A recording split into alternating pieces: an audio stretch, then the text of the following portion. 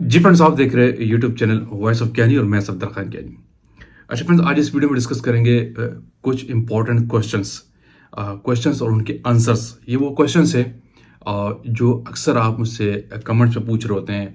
Way are different sources से, mail से आपके आ रहे होते हैं, मैसेजेस आपके आ रहे होते हैं।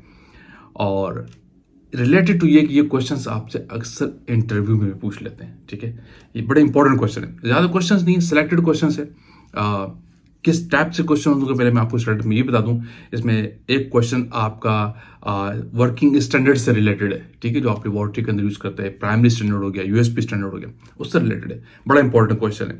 और दूसरा बड़ा इंपॉर्टेंट क्वेश्चन आपके एचपीएलसी प्रॉब्लम से, जो रूटीन में आप एचपीएलसी चला रहे होते हैं, तरह तरह के आपके पास प्रॉब्लम आते हैं। तीसरा बड़ा इंपॉर्टेंट क्वेश्चन आपके वेंडर से, अप्रूवल सोर्स से, उसकी अवेयरनेस भी आपको कंपलसरी है। तो वीडियो आपने एंड तक देखनी, बड़ा इंपॉर्टेंट क्वेश्चन है ताकि आपको एक कंसेप्ट मिलेगा।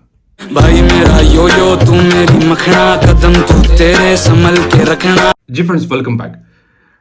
अच्छा फ्रेंड्स, ये बड़े इंपॉर्टेंट क्वेश्चन मैंने आपको शुरू में ये कहा कि क्यों है, क्योंकि एक तो आप पूछ रहे हैं, दूसरा सेकंड ये आपके इंटरव्यू कहीं जाते हैं ना, अगर क्यूसी अंदर काम कर रहे हैं, एचपीएलसी चला रहे हैं या नॉर्मल टेस्टिंग कर रहे हैं, तो ये सवाल आपसे कंसेप्शन वहां से भी पूछ लिए जाते हैं इंटरव्यू के अंदर। तो इसीलिए मैंने आप इसकी वीडियो का फोकस रखा है इसको, ताकि आपको अवेयरनेस हो। सिर्फ एचपीएलसी चलाना एक्सपर्टीज नहीं है, आपको क्यूसी के प्रॉब्लम से भी अवेयरनेस हो, जीएमपी की आपको नॉलेज होनी चाहिए, क्यूसी में किस तरह के प्रॉब्लम्स आते हैं वो भी आपको पता हो। तो ये क्वेश्चन जो है इसमें से कुछ उससे रिलेटेड। अच्छा, सबसे पहला बड़ा इंपॉर्टेंट सवाल था कि ये जो वर्किंग स्टैंडर्ड हम लेबोरेटरी के अंदर यूज करते हैं, जो मैं टर्म यूज करता हूँ वर्किंग स्टैंडर्ड की, या रेफरेंस स्टैंडर्ड, जिसको हम प्राइमरी स्टैंडर्ड भी कहते हैं।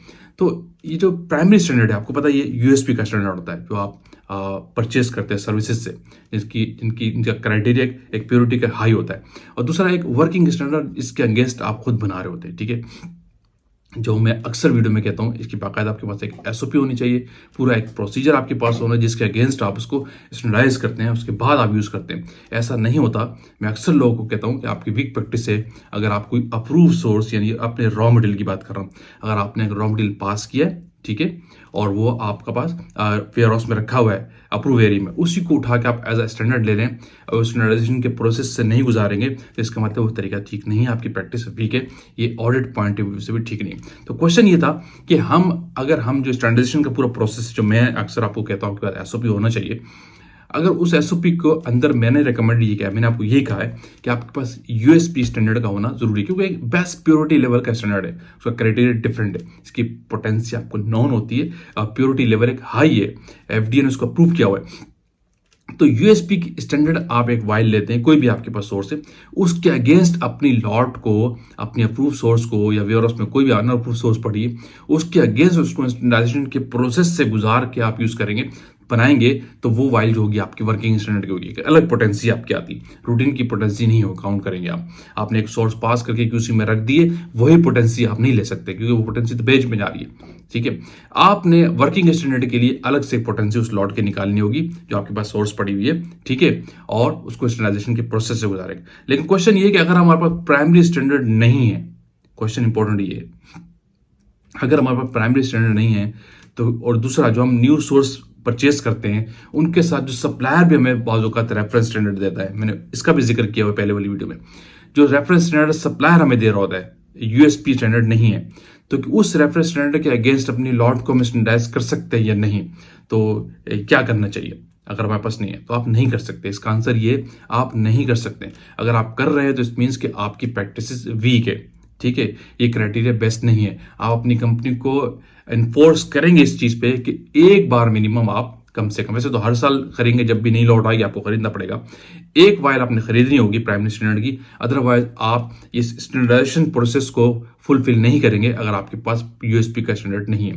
रेफरेंस स्टैंडर्ड को लेके जो सप्लायर का है, ठीक है, सप्लायर ने आपको न्यू सोर्स खरीदते रॉ मटेरियल की कंटेनर, जो थोड़ा सैंपल आपके पास है, उसके साथ वो अपना सैंपल भी देता है, सील पैक सब कुछ होता है, लेकिन उसको आप रेफरेंस नहीं काउंट कर सकते, वो तो मैन्युफैक्चर है, he is not the USP standard उसके पास है, वो यूएसपी की सोर्स थोड़ी है।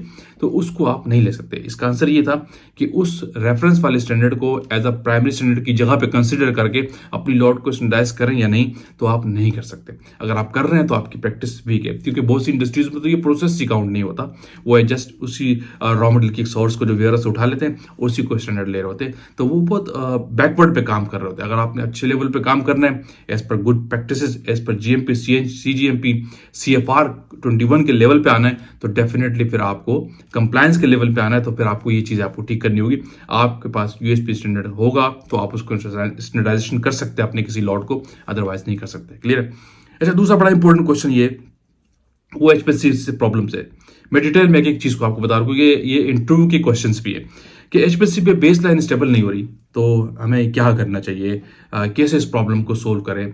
हम एक एचपीएससी हमने लिया है और उसमें 2 घंटे हो गए, हमारे किसी जो एनालिसिस है उसका बेस लाइन स्टेबल नहीं हो रहा, तो इसके पीछे क्या कॉजेज होते हैं, उसका सोल्यूशन क्या है, तो हमें थोड़ा सा बताया। एचपीएससी पे तो आपको पता है, अब मैं इसका आंसर बता रहा हूँ। मेरी भी तहाशा वीडियो आपके पास मिल जाती है। मेरी वीडियोस का 90% फोकस एचपीएल से होता है, क्योंकि लोगों की डिमांड्स क्वेश्चन इससे रिलेटेड आ रहे होते हैं, तो मैं अपने जो सब्सक्राइबर से उनको देखते हुए वीडियो बना रहा होता हूँ। तो इसका सोल्यूशन ये, अगर आपकी एचपीएलसी पे बेस लाइन, मैं आपको रिप्लाई बता रहा हूँ, आंसर बता रहा हूँ डिटेल में, बेस लाइन स्टेबल नहीं हो रही, आप थक गए, तो बेस्ट आंसर ये, आपने सबसे पहले अपने कॉलम की परफॉर्मेंस चेक करें।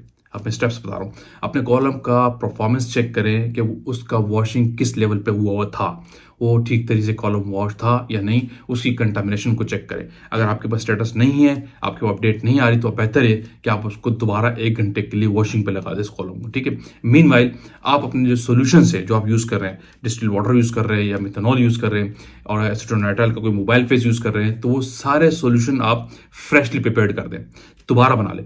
प्योर डिस्टिल वाटर प्लांट से ले आए जिसकी कंडक्टिविटी कम हो, उसको फिल्टर करके ले आए और कॉलम को वॉशिंग पे लगा दे। मैंने अपने सारे सॉल्यूशन फ्रेशली प्रिपेयर्ड कर दे। ठीक है, सिस्टम को इन्वर्ट करके कॉलम को भी लगा सकते हैं और डिटेक्टर से डिस्कनेक्ट कर दें। इनलेट से कनेक्ट हो, आउटलेट से हटा के किसी बीकर में उसका वेस्ट कलेक्ट कर लें, किसी स्टोरेज सॉल्वेंट में कलेक्ट कर लें, उसको इन्वर्ट करके भी आप बैक वॉश कर सकते हैं। 1 घंटे के लिए वो आपको डिस्ट वाटर पर उसको कॉलम को चला दे आप। ठीक है, और फ्लो रेट जो है वो ग्रेजुअली रखें। इनिशियली 0.5 पे आप चला दें आधा घंटा, फिर 1 ml पे फ्लो रेट 1 ml पर मिनट पे आप उसको आधा घंटा और चला दें। 1 घंटे के लिए आप कॉलम को प्योर डिस्टिल वाटर पे वॉश करें। फिर उसके बाद जिस सॉल्वेंट पे आप मोबाइल फेस पे चलाने जा रहे हैं, अगर कोई बफर सोल्यूशन था, मिथेनॉल उसमें इन्वॉल्व था, तो 50% मिथेनॉल या एसीएन से उस कॉलम को 1 घंटा और वॉश कर दे और ग्रेजुअली फ्लो रेट बढ़ाते हुए। ठीक है, उसके बाद फिर आप कॉलम को अपने सिस्टम पे ले आए और मोबाइल फेस आपका फ्रेशली प्रिपेयर्ड हो। ठीक है, और सॉल्वेंट आपके फ्रेश हो गए। ठीक है, और अगर स्टैंडर्ड तो डेफिनेटली आपने फ्रेश बनाए हुए है, तो अब आप मोबाइल फेस की कॉलम को उस मोबाइल फेस पे लगाएं बेस लाइन स्टेबल होने के लिए। लेकिन इसका एक प्रैक्टिस याद रखें, अगर प्रॉब्लम किया तो इसका मतलब है आप शुरू में फ्लो रेट 0.2 ml पर ml रखें। मैं आपसे लोगों को कहता हूँ, फिर उसके बाद 10 मिनट बाद 0.4 ml कर दे, ठीक, उसके बाद 0.6, 0.8, फिर 1 ml पे लेके आस्ते से नॉर्मली, अगर आपका रिक्वायर्ड फ्लो रेट 1 ml है तो। लेकिन आपने फ्लो रेट ग्रेजुअली बढ़ाना है, स्लोली बढ़ाना है। डायरेक्ट अगर आप ये करते हैं कि मोबाइल फेस लगाया और डायरेक्ट 1 ml के फ्लो रेट लगा दिया, ये तो वैसे ही बहुत बुरी प्रैक्टिस है, तो आप इस तरह तो करेंगे नहीं। हमेशा फ्लो रेट जितना स्लो रखेंगे, आपकी बेस लाइन उतनी अच्छी स्टेबल हो जाएगी। इस प्रैक्टिस को फॉलो किया करें। अगर आपके कॉलम की एचपीएलसी पे एनालिसिस में बेस लाइन स्टेबल नहीं हो रहा, तो आप इस चीज को देख सकते हैं। दूसरा, फिर इसके साथ फिर टेक्निकल प्रॉब्लम्स, आप अपने लैम्प के आर्स देखे वो डाउन तो नहीं हो गए। समटाइम ऐसा होता है कि सेल की सेंसिटिविटी और लैम्प की सेंसिटिविटी बड़ा मैटर कर रही होती है बेस लाइन के पीछे। अगर वो टेक्निकल इश्यूज है तो फिर आप सप्लायर से कांटेक्ट करें, अपने सर्विस इंजीनियर से कांटेक्ट करें और इसको आप चेकआउट कराएं कि हमारे लैम्प का डिटेक्टर का क्या स्टेटस आ रहा है। तो वो भी बड़ा मेजर रोल अदा करता है अगर आपकी बेस लाइन स्टेबल नहीं हो रही। ठीक है, ये दोनों बातें इस तरीके से आप अपनी प्रॉब्लम को सोल्व कर सकते हैं। अच्छा, तीसरा बड़ा इंपॉर्टेंट सोर्स है वो है अनअप्रूव्ड सोर्स का। सोर्स जो आप प्रोडक्शन में यूज करते हैं, जो आपकी रॉ मटेरियल्स वेयरहाउस में आ रहे होते हैं, जिनको आप टेस्ट करके पास करते हैं और वो प्रोडक्शन में जाता है। क्वेश्चन एक आ रहा था कि हमारी कंपनी में ऐसा भी है, ये प्रैक्टिस देखी जाती है, जो छोटी छोटी कंपनीज होती हैं वहाँ पे इस तरह के प्रॉब्लम्स बहुत आते हैं कि वो उनके पास मटेरियल शॉर्ट होता है, तो किसी आजू बाजू की किसी कंपनी से थोड़ा मटेरियल मंगा के अपना बैच फुलफिल कर लेते हैं, अपना काम चला लेते हैं। तो क्या ये प्रैक्टिस ठीक है? मतलब कहने का ये कि बैच में मटेरियल शॉर्ट है, ठीक है, आपके पास वेयरहाउस में खत्म है, लेकिन आपको प्रोडक्शन देनी है, तो किसी दूसरी कंपनी से मंगा लिया फौरन से, जिसकी अवेलेबिलिटी इजी थी, सही है, और वो उन्होंने प्रोडक्शन में उसको ले लिया, तो ये प्रैक्टिस ठीक है? इसके बारे में कि हमें क्या करना चाहिए, जो क्वालिटी के लोग ये क्वेश्चन कर रहे हैं। तो इसका मैं आंसर आपको ये कह रहा हूँ, जिस जगह भी प्रैक्टिस हो रही है उसको बैन कर देना, उसको आपने 110% उस प्रैक्टिस को बैन कर देना, रोक देना, स्टॉप कर देना है, चाहे आपको कुछ वहाँ से छोड़ना पड़ जाए काम। तो ये प्रैक्टिस किसी भी सूरत में अलाउ नहीं है कि अगर आप कोई अनअप्रूव सोर्स किसी बराबर की कंपनी से ले लेते, ठीक है, और उसको सेम सोर्स को अपनी प्रोडक्शन में चला दे, ऑल्दो कि वो सोर्स अप्रूव ही नहीं है, ठीक है। प्रोडक्शन का, मैन्युफैक्चरिंग का जीएमपी सीजीएमपी का क्राइटेरिया क्या है कि आपकी जो वेंडर है, जो आपका मटेरियल जहाँ से आता है, उसका पहले अप्रूव होना जरूरी है, उसके बाद वो कमर्शियल बेच में जाता है। तो कमर्शियल बेच में अनअप्रूव सोर्स आप कभी नहीं यूज कर सकते, क्योंकि पड़ोस से जो आपने मटेरियल मंगा लिया वो तो अनअप्रूव सोर्स थी, आपकी सोर्स तो नहीं थी। तो वो ऐसी प्रैक्टिस किसी भी सूरत में आप नहीं कर सकते। इससे रिलेटेड अगर आप गाइडलाइंस देखना जाएंगे ना, तो एफडीए की जो गाइडलाइन है और या CFR 21 का जो पार्ट नंबर 211 है 211, वो इसमें आपको प्रॉपर्ली सपोर्ट करेगा वेंडर अप्रूवल के हवाले से।